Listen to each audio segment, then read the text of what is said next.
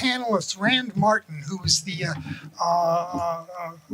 legislative aide for Senator Vasconcellos, who passed the Vasconcellos bill, sends his regrets.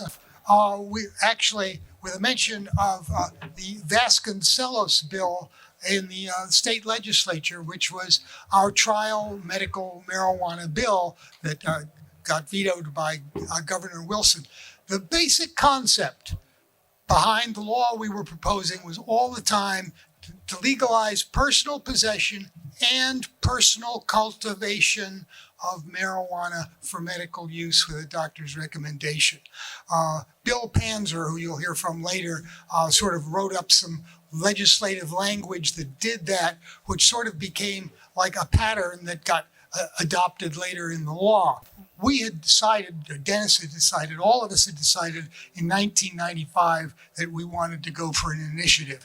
We knew Senator Vasconcellos had this bill, that it would probably be vetoed, and it turned out it was just as well, because the Vasconcellos bill, which started out pretty much like Prop 215, was modified at the last minute, as often happens, at the insistence of the District Attorneys Association, to apply only to medical use for AIDS, cancer, glaucoma, and multiple sclerosis, a strange combination.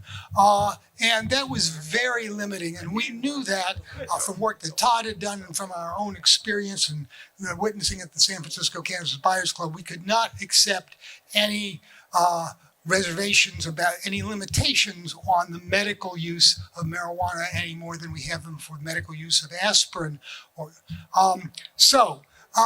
That was one thing that we were resolved on.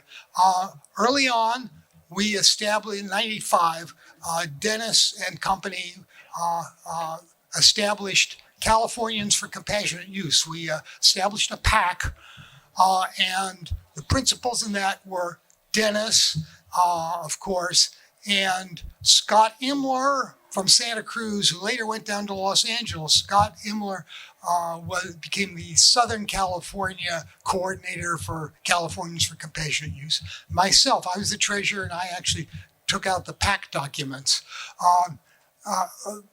We took Dennis off the paperwork fairly quickly at the attorney's recommendations that it was not a good idea to get his business confused with political money in any way.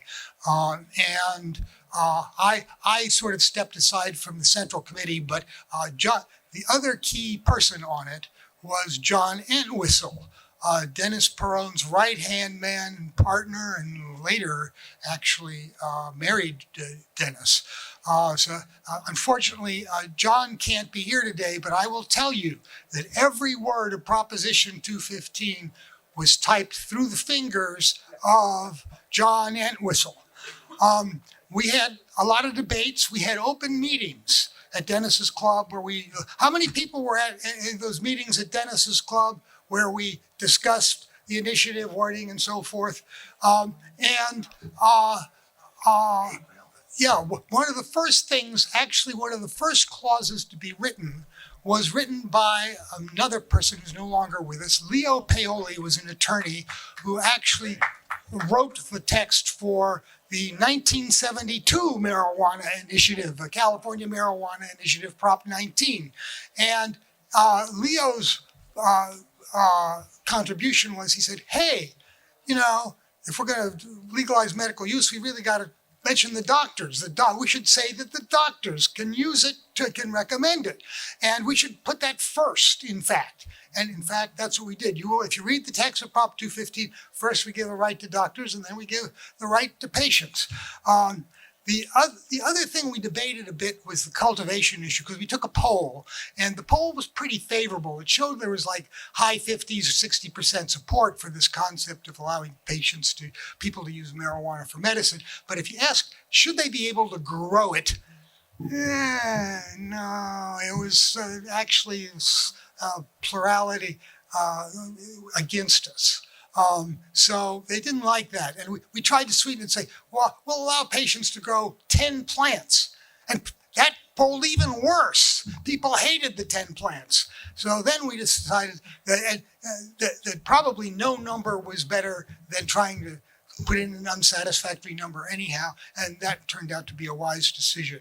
So there were a couple of different versions of the initiative typed together. They were pretty much basically the same.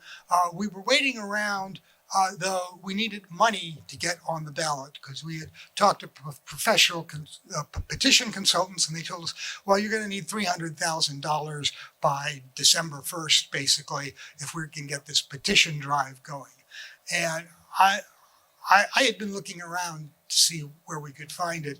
Dennis was more interested in just trying to do it himself, but it wasn't possible with Dennis, the organization, the grassroots organization we had, mainly San Francisco-centric, to do so.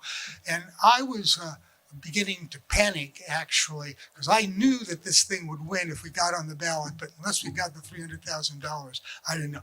Dennis went to the streets, he started circulating his initiative, and lo and behold, around late December, I heard from this guy, Ethan Nadelmann here, he'd been with the Linda Smith Center at the time, who had friends in high places. In fact, George Soros, in particular, who had gotten interested in helping support our efforts. And by gum, they saved the day. So, Ethan, thank you so much, and tell the story. Okay. Well, thank you, Dale. It's fantastic to see so many old friends and old faces here, and just to really commemorate this, this date exactly 25 years ago. I travel around. I've just been starting to travel again, and I find myself saying to people that if you ask the question, how is it that the United States, which for basically a century was the global champion and proselytizer and enforcer of the global war on drugs, at the same time became the global leader in legalizing marijuana? The answer, most of the answer, dates back to what happened in California in 1996 in the victory for Prop 215. There's no other way to explain, that paradoxical relationship. And the other thing I'll often say about that is that looking at this in a broader drug policy reform perspective, which has been my lens on this thing, what you see is that what this victory in California in 96, and to some extent another one in Arizona the same year on treatment instead of incarceration, those were the first times that the nascent drug policy reform movement showed that we could play ball in the major leagues of American politics. It changed just about everything, right?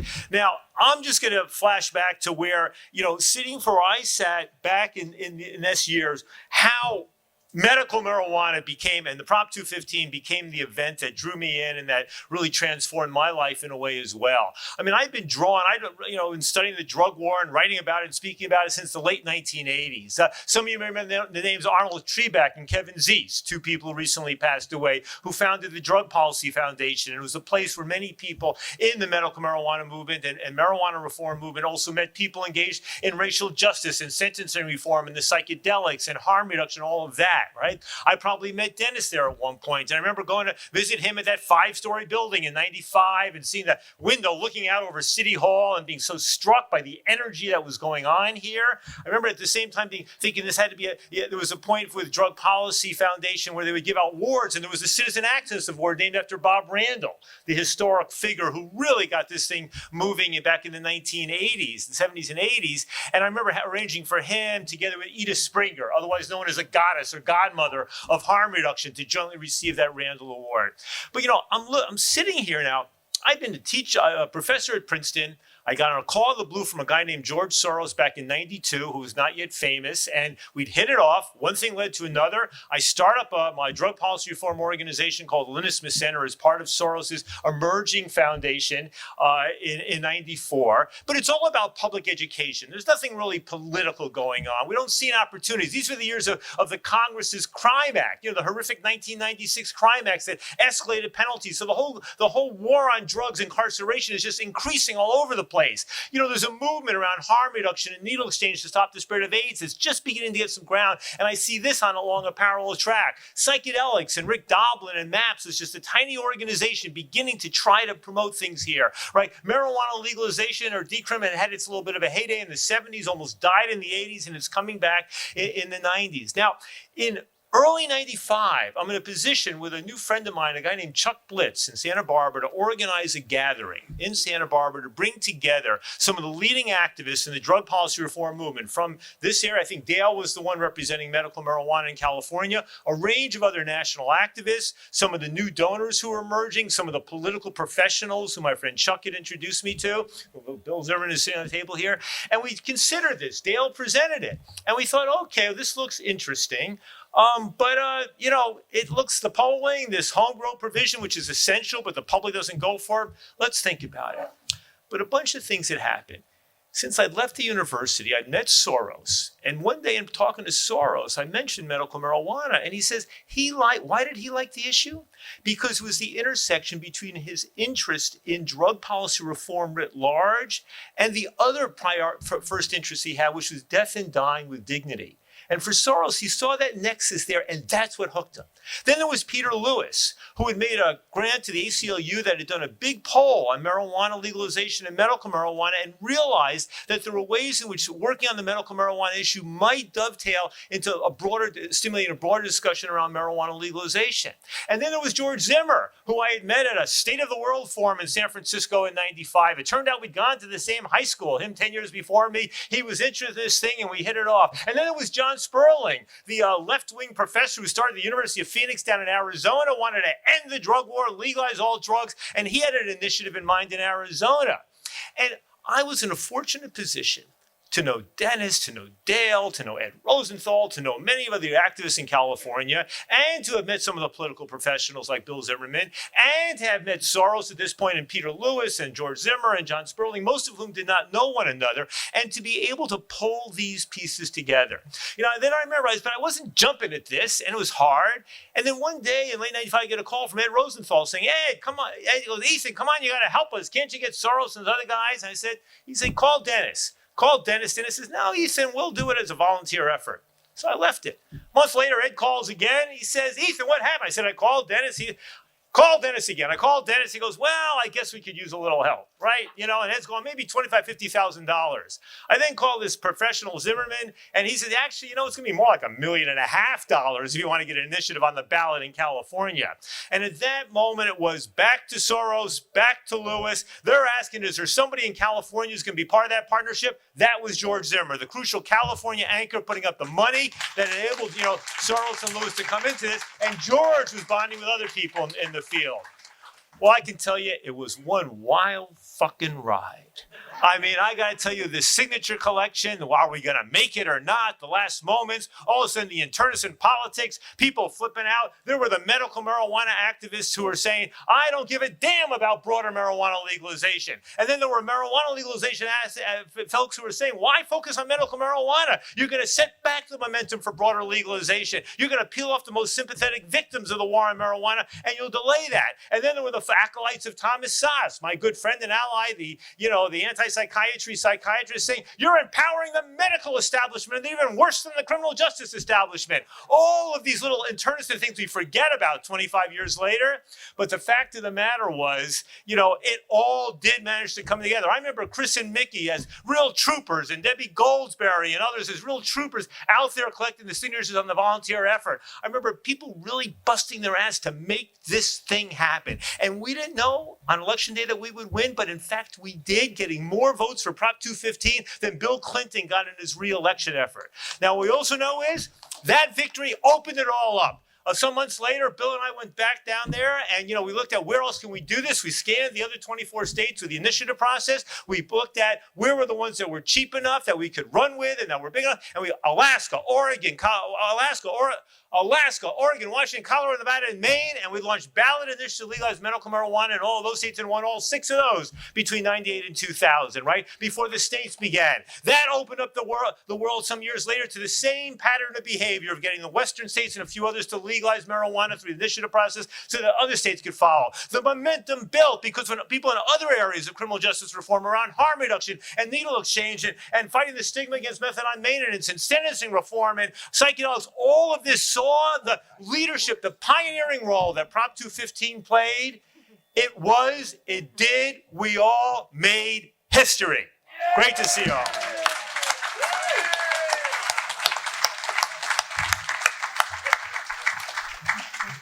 Thank you, Ethan. Our next speaker here is the guy who came the professional political pro who'd done so many other ballot initiatives in California, who ran the signature gathering and professional campaign that made this initiative win. Bill Zimmerman, campaign manager for Californians for Medical Rights.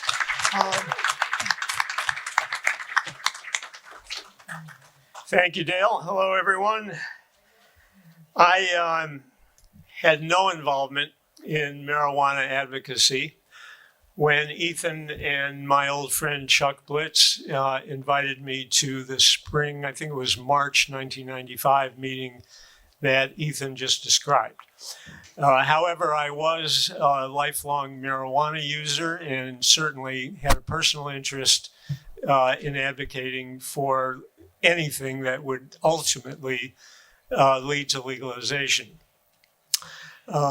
I was invited to the meeting because I had managed numerous California ballot initiatives prior to that point and had experience both with signature gathering, managing a campaign, and creating television advertising for initiatives. Personally, I felt marijuana needed to be legalized basically for three reasons. One was personal liberty for people like me who wanted to use it. The other was to save tens of thousands of young people from being swallowed up by the criminal justice system and having their lives ruined as a result. And third was helping patients access a medicine that might alleviate their suffering. Getting involved with medical marijuana, of course, meant that the first two of my objectives had to be put on hold, but we could certainly service the third. So when I was asked what I thought the chances of victory on election day would be, I said, I really can't answer that without conducting a public opinion survey of likely voters in the state. So Ethan, with help from George, put together sufficient funds for me to conduct such a poll. And the poll came back with both good news and bad news, as polls often do. The good news was that a remarkable 32%, I think maybe 33% of the voters had responded yes to the question, do you have a family member or a close personal friend who has used marijuana for medical purposes? I thought that was remarkable, that a third of the voters were that familiar with the medical use of marijuana. Other good news in the poll indicated a great deal of sympathy for cancer victims, one of the patient groups that could benefit from marijuana use. And the third interesting point that emerged from the poll was that there was a decent amount of statewide knowledge regarding marijuana being used by cancer patients to alleviate the discomfort of chemotherapy. On the other hand, the bad news was that people were against legalization. They were still questioning some of the lies about marijuana use then in circulation, primarily by law enforcement, that marijuana was addictive, that marijuana would lead to hard drug use, that marijuana would stunt brain development in children, and so forth and so on. And the most damaging thing that came out of the poll was a great deal of sympathy for kids and them being victimized by marijuana. So we had a message problem. The emotion was on the no side. Fear of kids being abused, outrageous lies about the consequences of marijuana use. And we didn't have a very emotional argument on our side. We solved that message problem because shortly after that meeting, I met the real inspiration of this movement, Anna Boyce. And Anna showed me the way to solve the message problem. She had nursed her husband for 2 years. She was a registered nurse. She had nursed her husband for 2 years. He was a lung cancer patient, suffering as such patients do, and she was able to improve his quality of life over those 2 years with marijuana. Well, that was a story that told me you could pose all the dangers to kids and all the emotion around the lies associated with marijuana use against a very simple fact. Patients were suffering. There was a medicine that would alleviate their suffering, and they couldn't access that medicine because of the marijuana laws. Based on that, we put together the strategy for a campaign, and that strategy depended on several factors. We had to narrow the message to patient access because that was a winning message and contained a sufficient emotional response to counter what the other side would say and do. We had to keep the dialogue about that particular issue and exclude other messages from the campaign, which might have been more motivating to activists and people who were already voting yes. But those weren't the people that a political campaign is interested in. Political campaigns are targeted toward people who are undecided in the middle, and they need to be converted in order to put together a winning majority. We did have a base of 30% who understood and were familiar with medical uses of marijuana, but 30% isn't enough to win. We also assumed correctly that law enforcement would not be able to raise sufficient funds to get on television at the end of the campaign. In those days, not today, but in those days, law enforcement did not have a great deal of access to campaign money. So by keeping the dialogue relatively suppressed, waiting until the last week, when thanks to fundraising that Ethan, George, and Marsha Rosenbach coordinated, we had money to get on television. We made 3 television commercials. One featured Anna Boyce sitting at the graveside of her husband, telling the story of her involvement with marijuana. The other featured an oncologist who practiced here in San Francisco, who endorsed the medical use of marijuana for cancer patients. And the third spot featured a breast cancer survivor who had used marijuana during her recovery and testified about how helpful it had been. Those commercials were created by my then partner, Pacey Markman. They dominated the debate in the last week when law enforcement was unable to join the debate. And on election day, as Ethan indicated, we won an overwhelming and historic victory.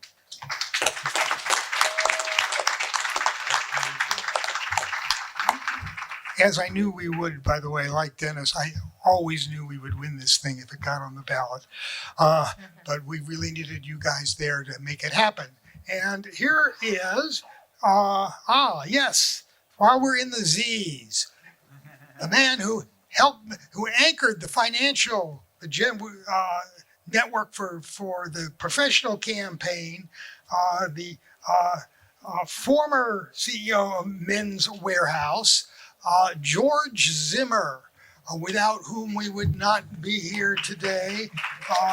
George, guarantee it. Yeah. Do you want me to go up there or no? You don't Really?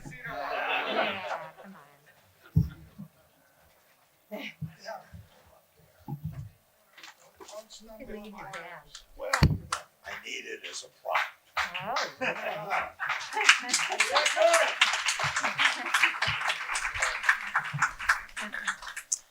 Good morning, everybody. The reason I am dragging this double bag around is because I actually wrote a book. And here it is. As you might imagine, it's called I Guarantee It. There is a Jim Gonzalez, who was sitting at the end of the table, suggested I come down here and sell them to people. The price, of course, is printed on it, but I have no way of selling anything to anybody. So I have 10 copies that Jim will have to give away. That's the way we're going to do it. I happen to have a chapter in the book called Pot Luck. And you can imagine what it's about. And not only was I the first public company CEO to support marijuana legalization via medicalization, I'm now, I think, the first person to write about it in a book, as I have done. So you can look at that either in your own copy of the book, or you can actually order this book from Amazon or Barnes and Noble. Now, the only thing about Prop 215 that I don't think is going to be said here is about Dr. Mikki. He was a friend of mine, and there are two things about Dr. Todd, as he was known, that are worth noting.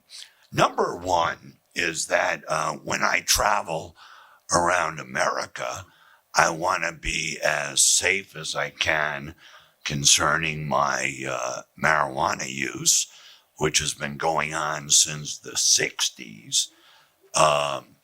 Anyways, Dr. Todd's sister, Beverly, still conducts my telephonic medical marijuana interview, and I carry that on me at all times, just in case, as many of you do.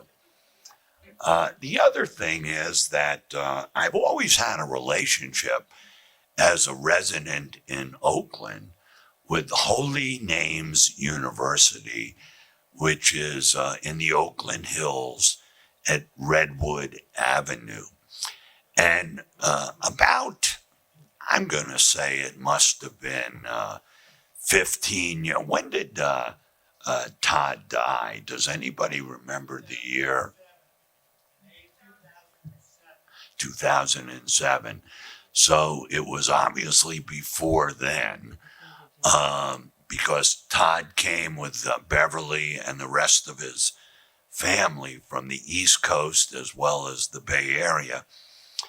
And they came up to the university because I had been asked by Holy Names to dedicate a chemistry lab in a new chemistry building that they were building on campus. This was probably around 2005. And so I asked if we could dedicate it to Dr. Todd Mikki, and the chancellor of Holy Name said, I think so. Who is he? And I said, well, he's a medical doctor who has been very involved in medical marijuana research. And as you know, they had nuns up at this university. And so she said that would be okay. So you can go up there to Holy Names and ask for the chemistry building, and in it you will see a laboratory with Dr. Todd Mikaria's name on the door. And, you know, he really was the guy that did the R&D when it was a bit laborious and uncertain. So I just wanted to acknowledge that. Thank you very much. Enjoy the day.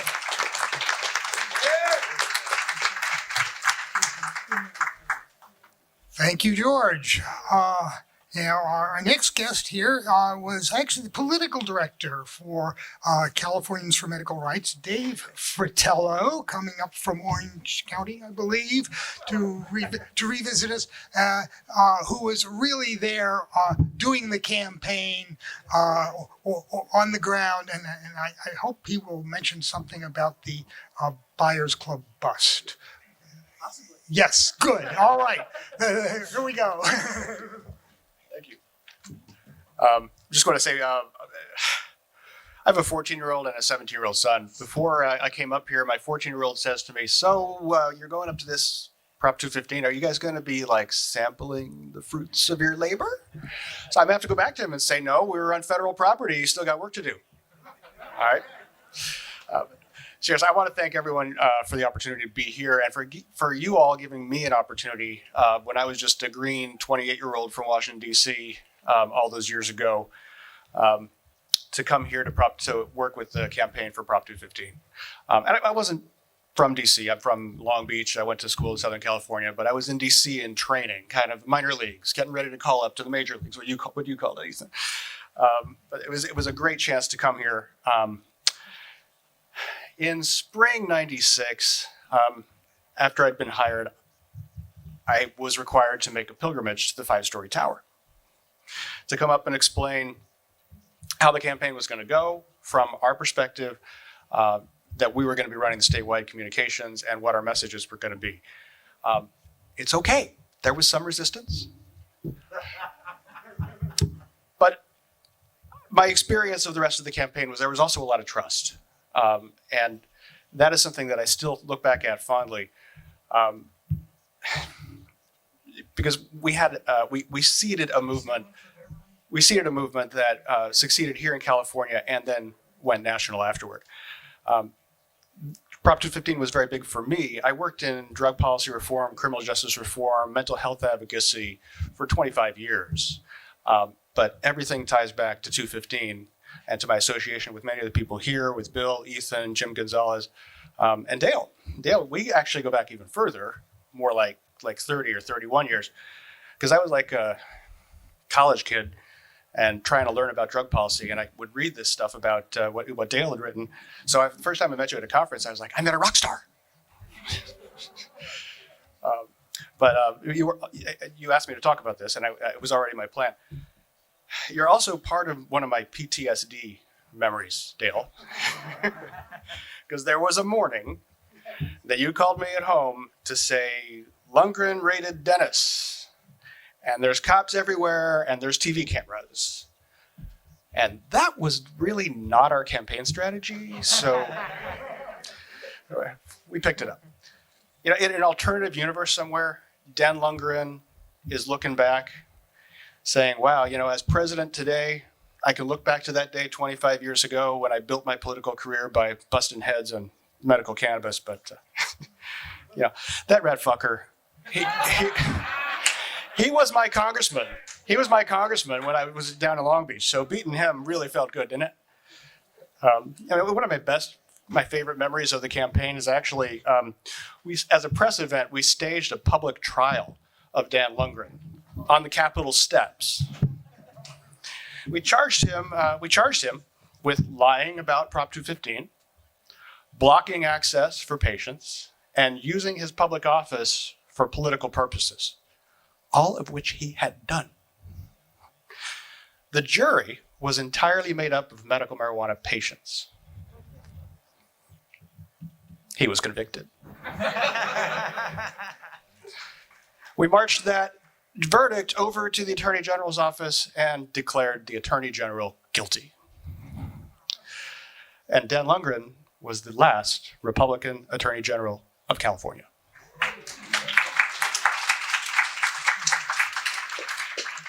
I have one fun. It was 5 minutes a second ago. All right.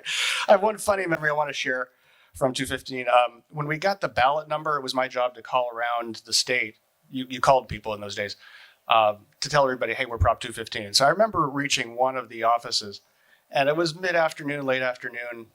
I think this person was having a pretty good afternoon. So I said, hey, we got our ballot number. We're going to be Prop 215. And the person replied excitedly, wow, we're halfway to 420. So the math was off a little bit, but maybe they were at least halfway right, I think. I have to tell two quick stories. One of the jobs in the campaign, you have to run around the state talking to editorial boards. At least in those days, you did. Thank you. That's 2 minutes. So one of these cases was Anna Boyce and I got in our big car and drove up to Bakersfield to the offices of the Bakersfield, California. Tough room.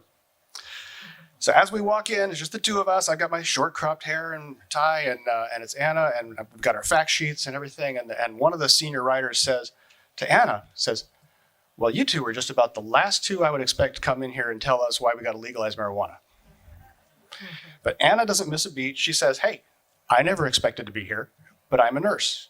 I've seen it work. It should be available, and it's not. So I'm here. And I'm thinking, this guy is going to chew our heads off. He's got the narcs talking points on the table. But no, he says, I know it works too. I've seen it myself. And he talks about his sister who had cancer and terrible nausea, and the only thing that worked was marijuana. So I worried about this. We didn't get the endorsement. I mean, screw those guys. But as we're driving home, I asked Anna, what were you rattled by those guys at all? And she says, hey, no. What these people don't get is we tried this through the legislature. It has to happen. The only way we get this is with the voters' support behind us. So Anna Boyce got it all along. All right. I'm going to go back behind the scenes on election night. By the time we got there, we were pretty confident we're going to win. I work in real estate now. You believe everything when it's in writing. And the same goes for election results. You believe it when it's over. We had a feeling, right? We had a feeling. But we also knew that if it was just California, we were going to get smothered. Because the feds have been breathing down our necks for months leading into the vote. So I really want to credit Bill Zimmerman and Jim Gonzalez, because we had a small conference, and with their conceptualization, we said we're going to take this national. So that the morning after we won, we called the press together at our office and said, this is not the end. We're going to go from California, state by state by state by state. And we're going to create pressure on the feds, open the door to whatever else. And that caused a reaction from everyone. I mean, the feds say, wow, these guys really are the tip of the spear. Now we really got to get them. And the whole movement nationally and the funders nationally said, oh, this is big. We can get behind this. And, a lot more became possible. I mean, I think when you shake the foundation like that, you have no idea what becomes possible. But a lot did become possible. We did a lot more, all of us, from that point forward. And it all started right here.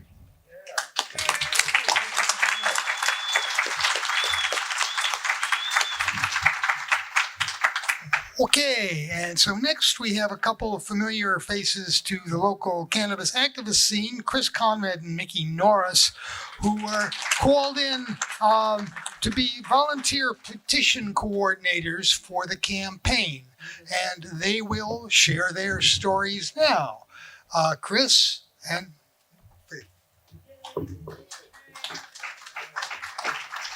Hi, everybody. Thanks for being here. I guess I get to go first. I had a talk in a PowerPoint, but that's not going to be. So I'm just going with a talk, and it's called Prop 215, the fulcrum for reform. And those who don't know what a fulcrum is, that's what you put under a lever in order to move a big object by a small person.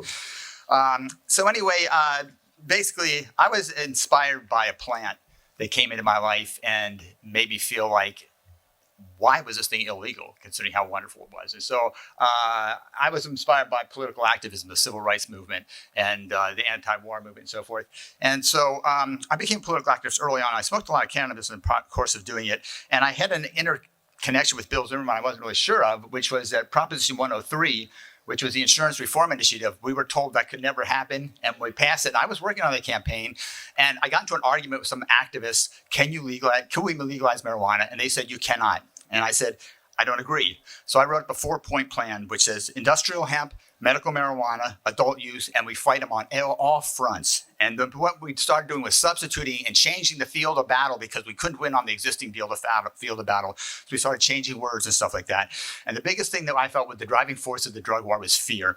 And so after that argument, I became the nexus between general activism, how you win causes in general, because I worked on hundreds of different issues, and marijuana legalization, which up to that point, I felt it didn't really have the substantial approach that it needed. And so I formed the organization, and I was also inspired by Prop 19 in 1972. And I was working with George Zimmer and Kirk Warren on the hemp movement, and Jack Herer on initiatives. And Jack said the initiative is the only way we're going to legalize marijuana in California. And so, I was working on a lot of that. And so we went to a conference in Santa Cruz in March 1995. And thank you. And so there was a call for an initiative that was medical only, and I did not like that idea. However, I saw the obvious. My point was fight on whatever. Just I wanted to win. Jack said, "Let's fight," and I said, "No, I want to win." And so I said, "Well, here's a chance that we could win." And Mikki and I had already been dealing with medical marijuana as part of BAC, but also as a part of the human rights in the drug war. And what we felt like we needed to do there, it was replace the fear of marijuana with the fear of going to prison or having someone in your family go to prison. And I see Amy Pova here today, who was part of that whole thing. Well, she was in prison, so she was an example of how that could happen. And so, meanwhile, Jack was feuding with Dennis, and Dennis was starting to have a feud with Scott. And but it looked to me like what we had was an opportunity to replace the fear of marijuana with the fear of cancer and AIDS. And so Prop 215 gave us this great opportunity to change the dialogue again. And I came up with a strategy that I thought was going to solve the fight between Dennis and Jack, which was that if we start off now and work our way to 1998, we could do a medical marijuana initiative in 96 and a hemp initiative in 98. Well, that didn't happen. But what we did was we created another nexus, which was the activists with the pros. One of the things that I had done with Mikki is we went all around the state with the petitioners for the hemp initiative, and we got them. We just said to them, what do you think? And we found most of them wanted to work on Prop 215. So we tried to bring them into the fold. But Dennis, of course, didn't want hemp people involved, and then he, kept turning people away. We were also with the groups of the activists, but then we got together with the Dunes Entertainment organization there, DEA, Agent Authority, yeah, and that we were there for the fateful phone call between George and Marcia was there as well, and Ethan called in. We had this opportunity to go forward. I just want to say one thing quick. There was an all-volunteer campaign going on, and it was all volunteer, but Dennis was paying people 50 cents. And he said he had 125,000 signatures, and so we promised we'd be able to get 75,000 more signatures for 200,000, but then it turned out that Dennis really only had 35,000 signatures, and the funders threatened to pull the money from us, and so we had to show that we could get a lot of signatures fast, and we negotiated down to getting 180,000 signatures, which we turned into 181,000 signatures. So the activists really did the job there when we asked him to. As soon as it got on the ballot, CMR asked us not to do any media. So we started Friends of Prop 215 with Dale and other people and started going around the state. After the initiative, though, the funders went ahead and moved to other states. And so that left us in California with the situation of a law that needed to be litigated because law enforcement was pushing back right away. The cops took their policy of arrest everyone and let the courts sort it out. And so I need to give a shout out to Bill Panzer here and the Pier 5 attorneys and Bruce Margolin, because we went into court over and again and fought with them. And also I have to say that the doctors, Dr. Lucida and Behrman and Denny and Dr. Bedard, I don't know if you did court work, but you were important a lot what was going on there. And Bill Britt over here. So we were going into courtroom after courtroom, and there was groups like the Human Solution giving us ASA, giving us court support. And so we just fought them off. I worked on 2,500 cases after that period. And so I guess I'm done. I'll just go to wrap up here, which is to say that the takeaway is that activists have been divisive throughout the process, but it wouldn't have happened without us and all of you guys out here. Prop 215 did become a fulcrage for leveraging, led up to Prop 64. The thousands of people went to prison and many lives were shattered in the process after Prop 215 as well as beforehand. But now California, with Prop 64, California can never again prohibit adult cannabis use without our voter initiative, and I don't think we're going to do it. And I just have one last thing to say is, I still love this plant. I love my wife, Mikki Norris, and we had a hell of a lot of fun changing these laws and changing the world. Thank you.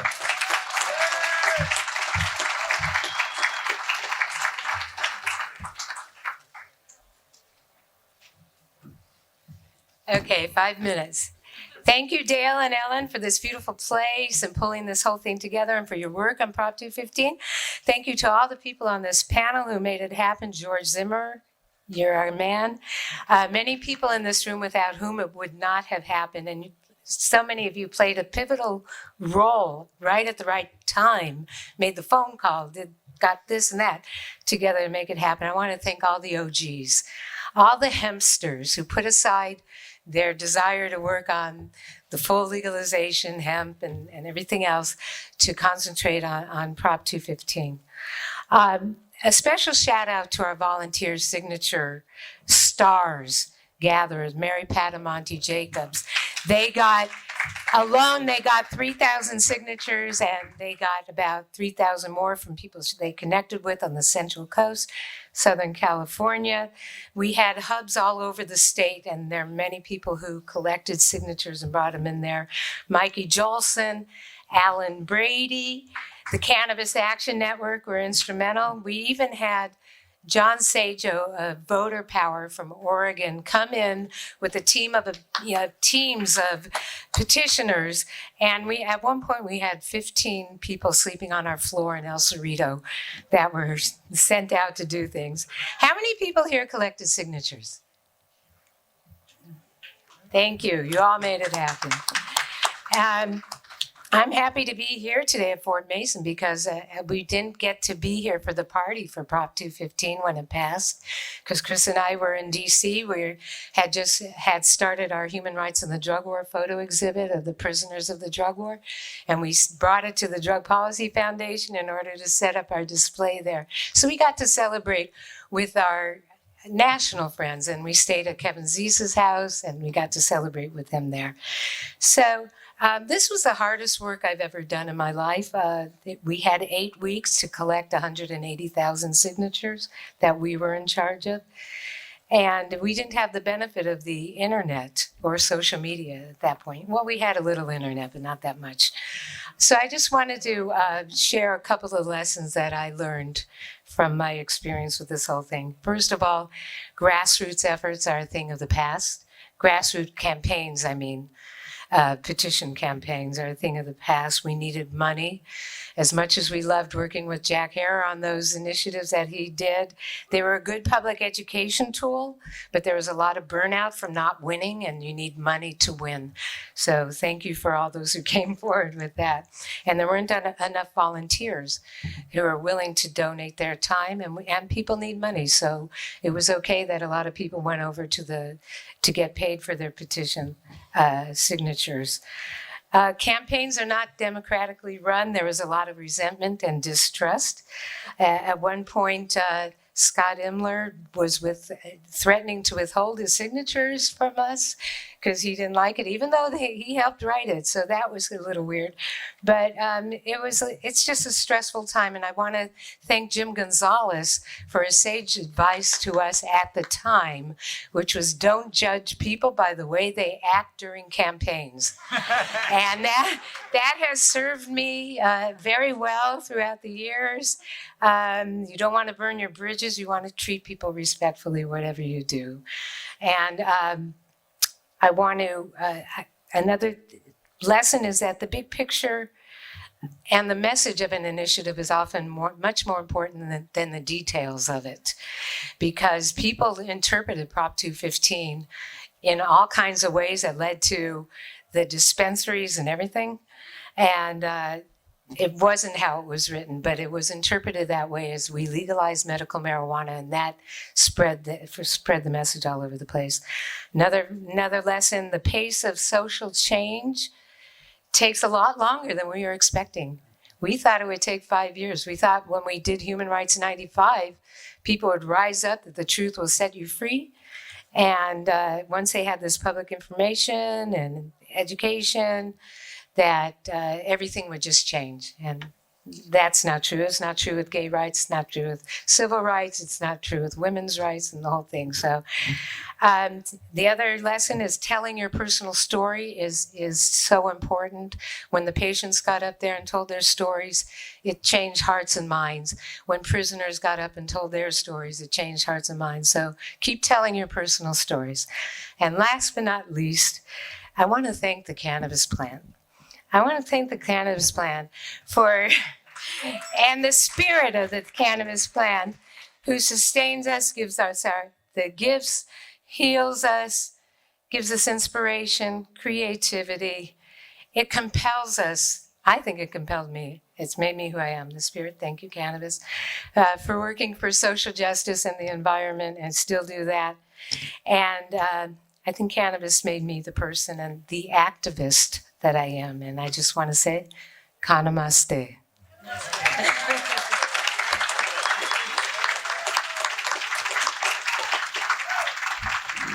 And our final panelist here also worked on the CMR campaign. He was the co-manager, a former supervisor here in San Francisco as well, Jim Gonzalez.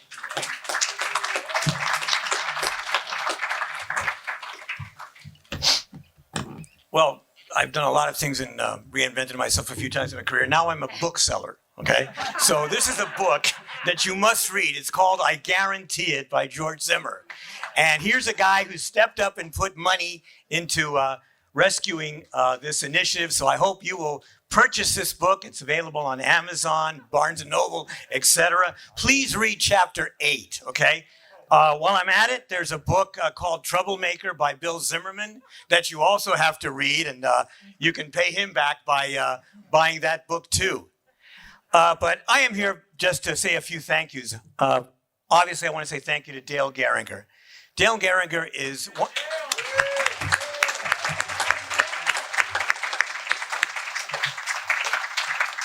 You know, I hope that someday Ellen Comp writes a book and calls it a beautiful mind, because that's who Dale Gieringer is, a beautiful mind. Extensive amount of knowledge, extensive amount of dedication, extensive amount of understanding of the political process, the legislative process. And Dale, I just hope that you continue on, never retire, okay? We need you. Now, the story of how I became involved in the medical marijuana movement it was kind of started even in my childhood, because if you're from the Latino community and the Mexican tradition, you always have a grandfather who used to grab a bunch of marijuana leaves, soak it in alcohol, and put it on the knees. And it's just like, always was considered a great relief for arthritic pain. And I grew up as a child of the 60s seeing a continual demonization of people for putting a substance in their body that could only do them good.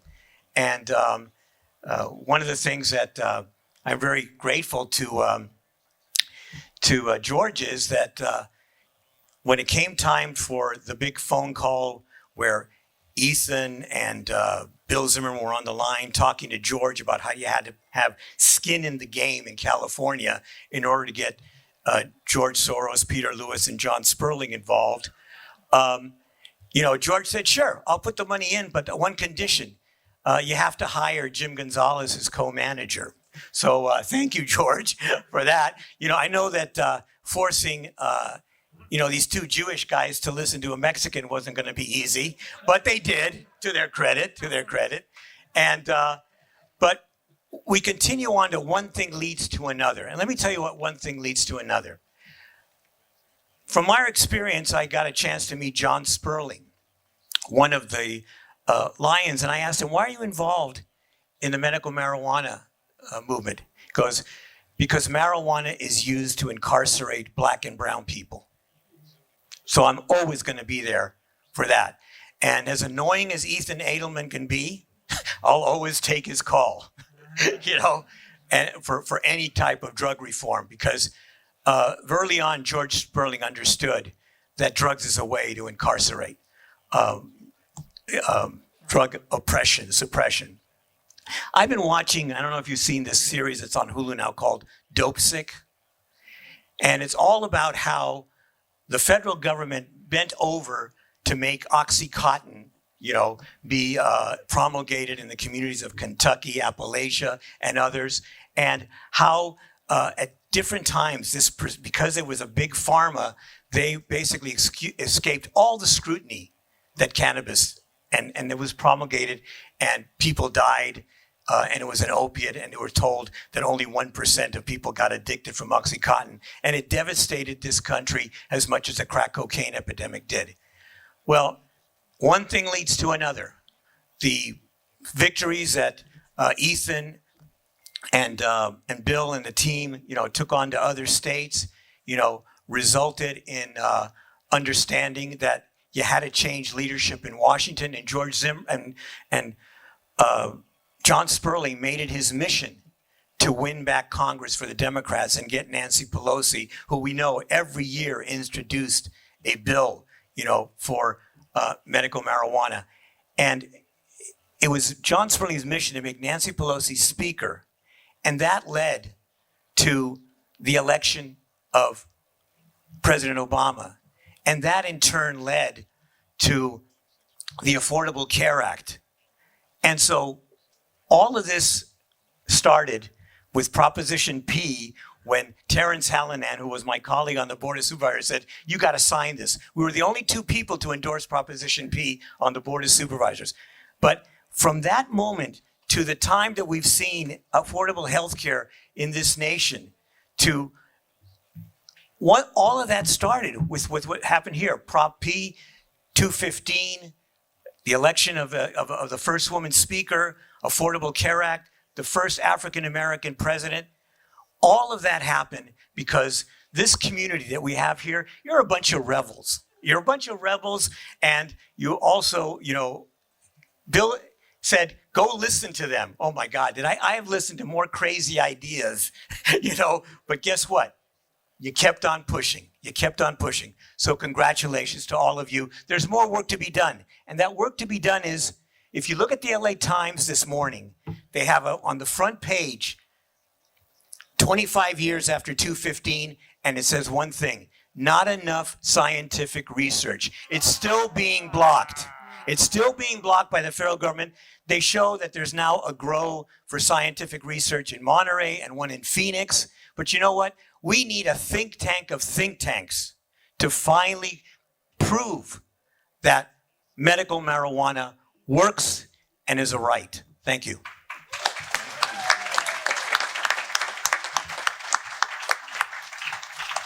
Thank you. Well, we have time for some roundup statements here. I'm curious, how many on the panel were new to medical marijuana when this campaign came by? How many? I mean, I remember you were skeptical about medical marijuana when I met you down in Santa Barbara. When did you learn different? People like me are motivated by polls. And once we took the poll, it was clear that my thinking had to be revised. The people spoke. So everybody else here was familiar with medical marijuana beforehand, okay. How many here have thoughts about how the federal government reacted? Because personally, I thought, well, gee, the largest state in the country says marijuana is medicine. That's got to change federal policy. I mean, naive as I was, yes. Yeah, I was a child of a player in Sacramento. One of the most powerful lobbies in Sacramento was the California Medical Association. And so they had paper after paper saying it was proven, not proven, could lead to a gateway drug, et cetera, et cetera. But the book that really changed for me the whole scenario was Chris Conrad's book, Hemp for Health. After I read that book, I was dying to be involved in this campaign. That's great. Dave? I sell books. You're asking if we were surprised by the Fed's Yes. reaction. So I'm gonna dial it back a little bit to where I come at this from. I was radicalized in 1989 by the Bush drug war, 88-89, by the Bush drug war, and most particularly by William Bennett, Billy the Gambler. Billy the Gambler Bennett's treatise in support of the national drug strategy, because what I read there was a fascist ideology, and I grew up an anti-fascist. I still am. It's pretty important these days. Well, so was I surprised by the Fed's reaction? No. When I first came into drug policy, the thing that impressed me was you have a giant wall of ideology, and we cannot break from that. There is no dissent. There is no breaking the policy down into little elements of what works and what doesn't work and what's just and what's unjust. There is one party line, and that's the only way to go. When I first came into drug policy, my goal was to start picking out little issues where we could gain consensus and break the power of that drug war ideology. But when they saw us as the tip of the spear, and we won't let these guys have a break, we won't let them have medical marijuana because you never know what they're going to ask for next. You give them a mouse a cookie. It was not a surprise. In fact, I'm very honored that they came at us the way they did, and that we shook that to the foundation and used that as a launch pad to many more victories. Let me say, Dale, in response to your question about the response from Washington and the feds and all that, it sort of points to the multidimensionality of almost any successful advocacy effort, right? Here we're talking about an issue where you had people like Bob Randall, Todd McCreary, and others pioneering in terms of the literature, the thinking, the stuff on medical marijuana. Then Dennis and the whole range of others sort of, launching the local initiatives and then writing a kind of quixotic initiative. Then it was about bringing in the funders, it was professionalizing the campaign, but there was a legal dimension. And some of you may remember that roughly around Christmas '96, about 7-8 weeks after we won Prop 215, the Clinton administration, Barry McCaffrey, General McCaffrey, the drug czar, Donna Shalala, head of Health and Human Services, Alan Leshner, the head of National Center on Drug Abuse, and a couple of others, stood up at a press conference and said, we're going to go after any doctor or patient who discusses some of the so-called medical benefits of marijuana. And at that point, my first legal affairs director, Dan Abramson, a year from later, and a young attorney named Graham Boyd, who then has since gone on to play another major role in drug reform, these guys came up with the idea of let's sue the federal government for violating the First Amendment rights of doctors and patients, right? And I'll tell you, that was a 7-year battle. I think Dan will talk about it, but we won it at every level. And 7 years later, when the Supreme Court refused to hear the government's case, we got a check in the mail for $325,000 from the federal drug czar's office, reimbursing us for our attorney's fees. The sweetest contribution I ever received. And if we had not won that case, we would not be sitting here today. So it's about those things and all the other pieces that are crucial to defending the victories.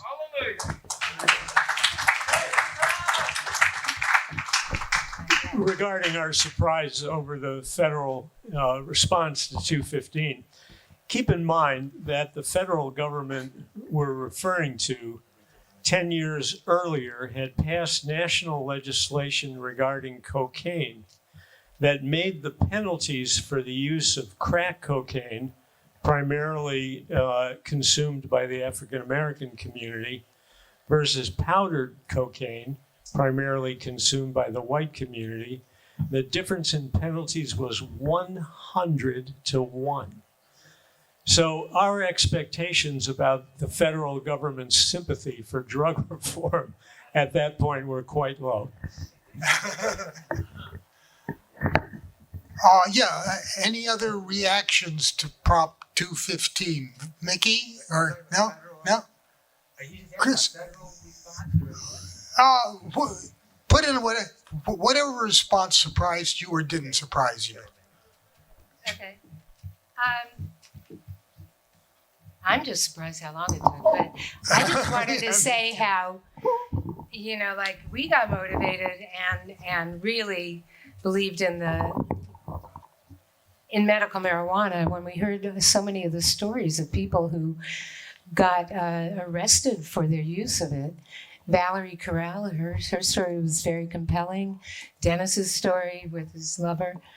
And for our exhibit, Human Rights 95, Atrocities of the Drug War, we had a whole section of people who were serving time at the time for their use of medical marijuana. It just seemed so inhumane. It was against the Universal Declaration on Human Rights, aside from cruel and unusual punishment in our own Constitution. And so that just became a part of the bigger story. I mean, a lot of people's human rights have been violated in the name of the drug war, and it opened our eyes to the whole thing. But it was more compelling, and it was so important just to get the patients off of the battlefield, and that's why Prop 215 was so important for changing the world, and it did change the world. What really surprised me after Prop 215 was how many of my friends who I thought of as longtime pot smokers suddenly became patients. It was really astounding to me. I really thought we were dealing with like 1% of the pot smokers, and it turned out like almost everybody who knew that. Anyhow. Dale, if I can say one other thing, I have a book that I helped work on with ASA that was Patients in the Crossfire, and we brought a bunch of copies here. If anybody wants to pick up a copy, it's on one of those tables over there. So you'll hear more patient stories. Yeah, I'll try to be brief. One of the things that, we were always felt like a rebel movement. We needed to get the voter support in order to make a point. But it always struck me how long it was taking to just take care of our own house, just to get Democrats to recognize that you have majority voter support, you have overwhelming majority support among Democrats, but they wouldn't grow a backbone on this issue. It took so long. One of the last campaigns I participated in was 16 years after 215. Up in Oregon, we had an attorney general primary. Again, that's all that matters. The Democrat is going to win, so the primary is what matters.